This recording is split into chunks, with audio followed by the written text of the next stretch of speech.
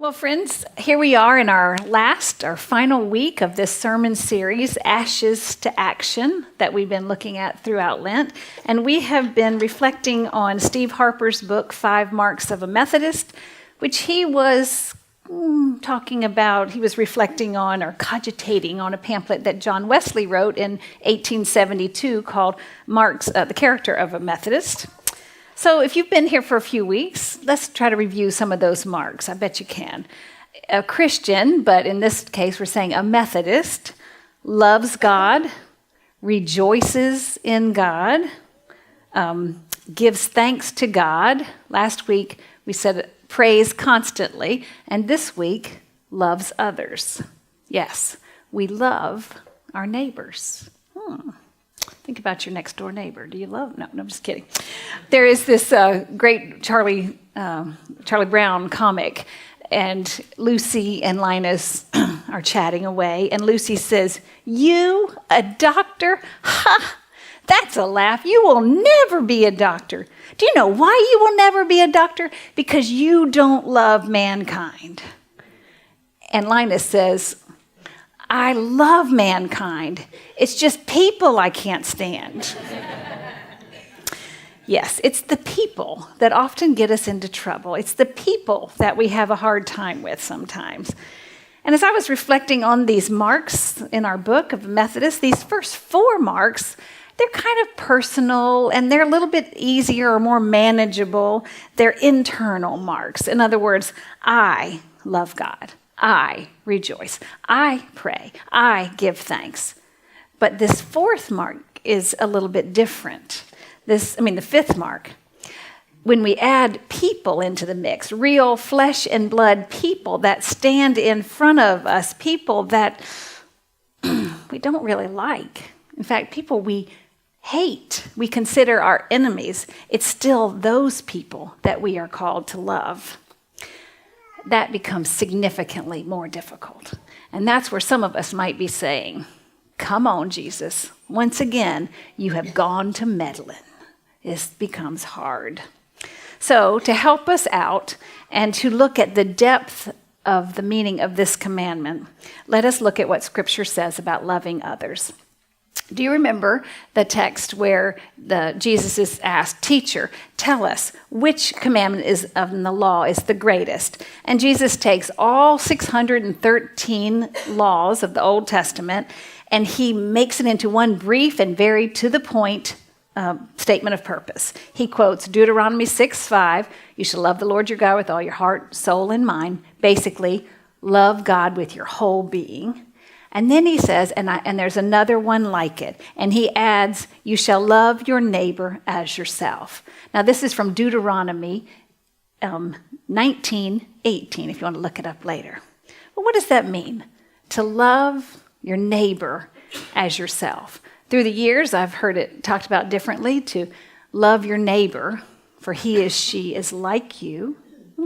Love your neighbor as yourself. What did that mean in Jesus' day when he's talking to these people who are well-versed in the scriptures, the Torah? And so I think for Jesus, when he says love your neighbor as yourself, this is what he's getting at. Because if you read that Leviticus 19:18 and then just read a few verses up ahead, for Jesus, to love your neighbor as yourself meant to practice justice towards all human beings. Because if you just back up to verse 9, there are lots of you shalls and you shall nots, but I'll be brief. It says, live generously toward the poor and the immigrant. That's verse 10. Verse 11, do not steal from anyone and do not be deceptive or lie in dealings with anyone, people. Verse 12, do not swear in God's name. Verse 13, do not oppress, rob, or exploit the poor by paying unfair wages. Verse 14, do not insult the deaf or put a stumbling block in front of the blind. Verse 15, do not show favoritism to the poor or deference to the great, but judge fairly. Verse 16, do not slander others and do nothing while your neighbor's blood is shed. Ooh, that one's hard. Verse 17, do not hate your fellow Israelites, your fellow citizens. wow, the climate in our country right now, it's easy to feel that tension. And yet we're called, do not hate them. Do not seek revenge or hold a grudge, but love your neighbor as yourself. And then it ends with, I am the Lord. Whew. So for Jesus, speaking to faithful Jews, this is what loving your neighbor as yourself included. Now, if you're like me, which I think most of you are, living in the 21st century and in this country, I realize that I, as an individual, and we as a nation, we fall short of loving with this kind of love. We fall short of this kind of faithfulness. But can you imagine a world in which all people loved with this kind of love? On these two commandments hang all the law and the prophets. So this is our mission in a nutshell. Love God with your whole being and love others. But boy, this is hard work. This is hard daily work. And we, human beings, we never do it perfectly. But we are called to do it with all of our being. We are called to try to do it, even with those folks that we have a hard time with. In fact, especially with those folks that we have a hard time with. Our efforts are very important. Wesley talks about Christians having one intention at all times. This one intention is to please God and not ourselves. And then Harper in the book continues to talk about this as a purity of intention, that we will be more faithful if we practice this. So that's why loving God is the first mark and loving others is the final mark. And rejoicing and giving thanks and praying are in between. And they enhance loving God and loving neighbor. But that's really like the Alpha and the Omega, the beginning and the end. This is what we are called to do. Love God and love neighbor. The bottom line is that we are to work on this consistently and to ask for God's Spirit to help us do it and to ask the community of faithful to help us do it better. Because, friends, I really believe that we as a church and as a world, particularly as a church though, we are better, we are stronger, we are more whole together than we are apart. So now let's turn to that text that Mike read from 1 John 4. And here we notice in these few six verses, the word love is used 13 times. Some form of the word, a noun, a verb, a vocative case, it's used 13 times. And frankly, I think that this concept of love is one of the most, if not the most, misunderstood qualities of the Christian faith. For this Greek word used for love here, we just have the one word, love, but they have several words for love. But the word they use in our text is agape. This agape word is used very rarely in Greek literature. It was only used 10 times in Homer, only 3 times in Euripides, but it is used 320 times in the New Testament. Agape love. Here's the best definition I found. Agape is sacrificial. It says, I love you even when you're not very lovable. Agape is the cross extending its arms to embrace all of humanity. Agape loves when it is not always convenient and when it is not reciprocated. So it's more about you loving than if the person's going to receive it or not. That's not necessarily your problem or your prerogative. You're still called to love. It extends to both the deserving and the undeserving. It is a selfless kind of love that is beautifully and most perfectly displayed in the life, death, and resurrection of Jesus Christ. So the writer of 1 John, he tries to help us better understand by saying, you don't have to guess what God is like. God is love. Not love is God, but God is love, this sacrificial, forgiving, merciful, just love. We simply have to look at what God has done to grasp it. We cannot see God, but John tells us that we can see what God has done in Jesus Christ, in whose life this love has been perfected. One commentary put it this way: we know God by seeing what God has done, but seeing is not enough. Love is not an idea to be considered. Love is an action to be lived out in tangible ways. It is to be lived out in the rough and tumble decisions of everyday life. For some of us, we might need to think about that in terms of every hour. We have decisions to make about who we're going to love and who we're going to throttle, who we're going to receive and who we're going to tend to, care for. It is not enough to remember Jesus' self-sacrifice, to think about it, or to be moved by it. But we are called to live it. To know the God of love is to live the love of God. To know the God of love is to live with our actions this love of God. The radical nature of agape love is that it draws people who are not like us, who we don't like, who repel us. Those people that are different from us, it draws us together. And when we are doing it right, it just might be said of us, they know we are Christians by our love. Friends, this is central for us. It is a profoundly ethical issue for us as a church today. It has huge ramifications for the way we live and love one another in this world. And if we can understand a love so great and faithfully try to live it out, can you just imagine the hope, the peace, the justice, the reconciliation that could be possible? It is not enough to remember Jesus' self-sacrifice, to appreciate it or ponder it, but we are called to live it out incarnationally. Well, what does that mean? How do we do that? That sounds like a really daunting task. But the author of our book, Harper, he says something that I loved. He said, every command of God comes with the grace to carry it out.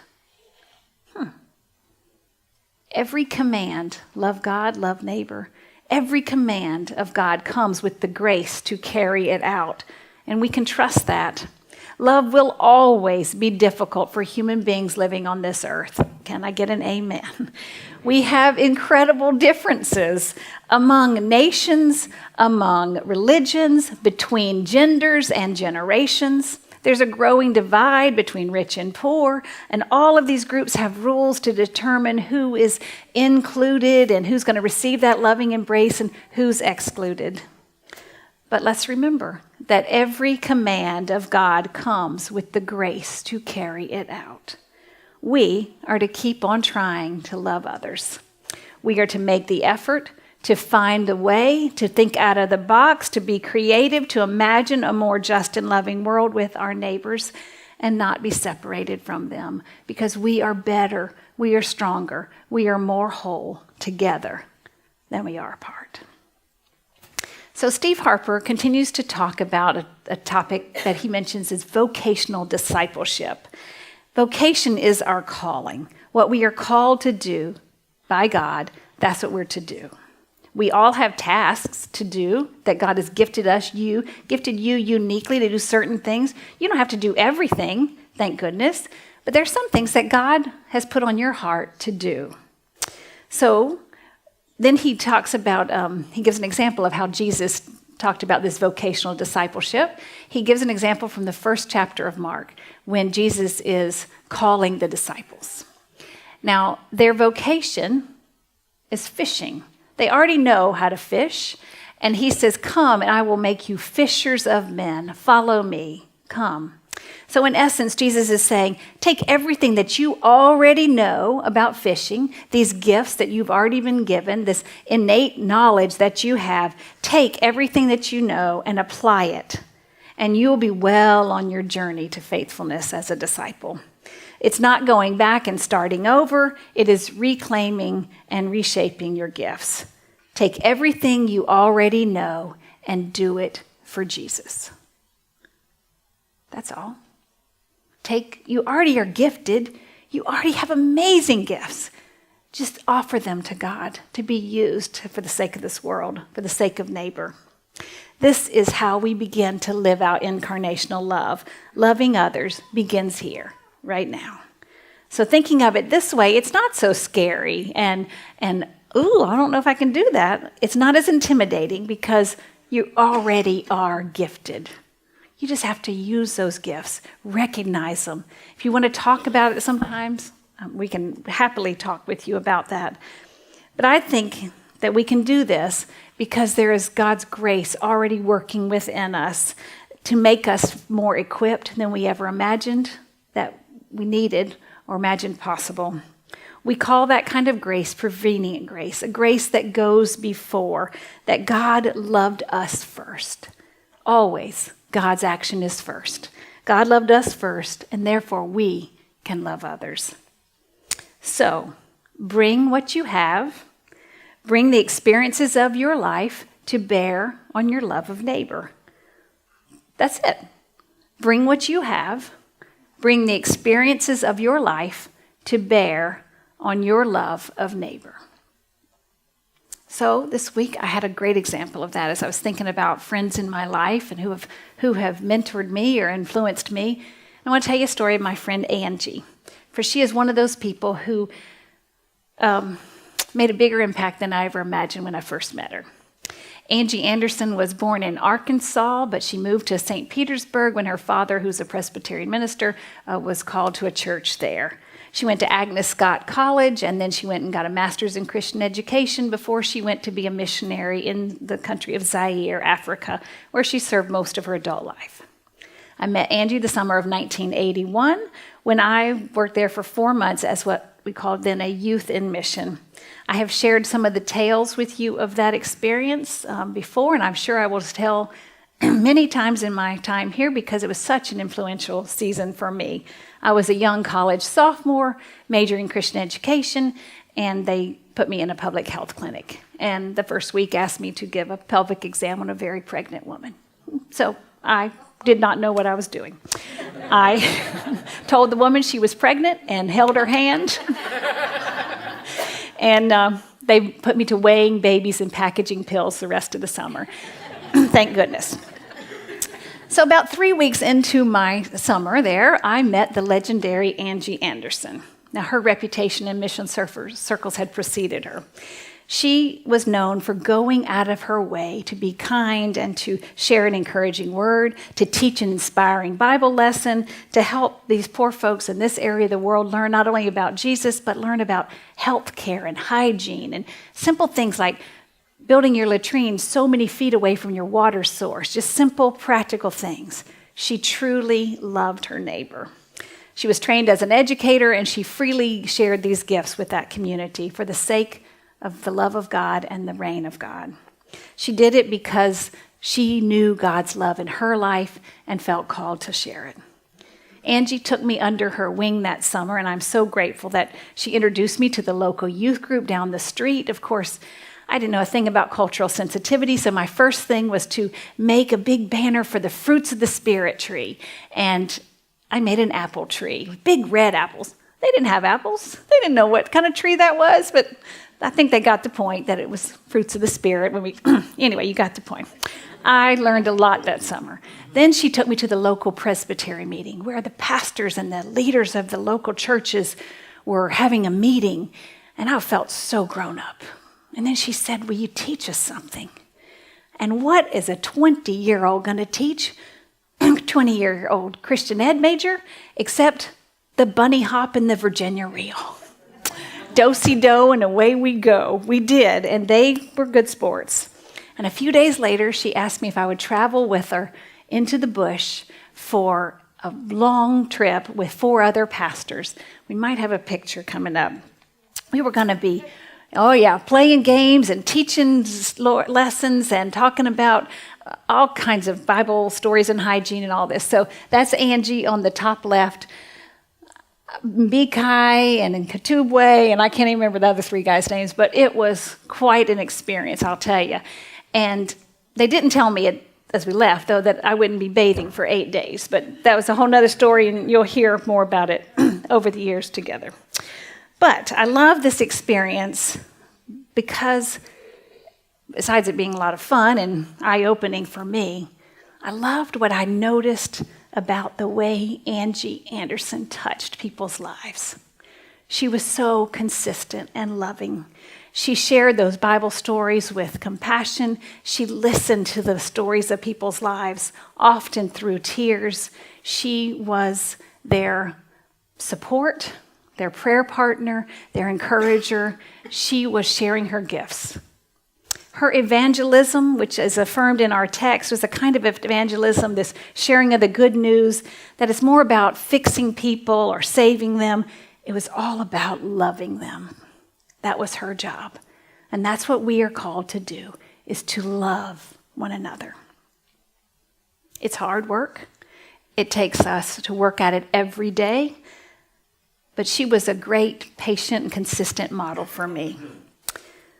We get back to the United States at the end of that summer, and she got assigned to be a missionary in residence at my college in South Carolina. So we spent a whole 9 months together.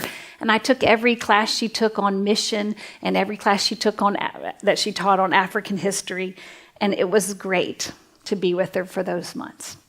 She returned to Africa. I continued my studies in college, and we tried to stay connected as well as we could before the days of Facebook, cell phones, and Viber, which was like a letter. It was much more difficult. There in Africa, we would get on the radios every morning. Charlie Papa, this is Charlie Romeo, come in. We'd talk to the other towns 800 miles away where mission personnel was to make sure everybody was okay because we didn't have phones. It was a fascinating summer.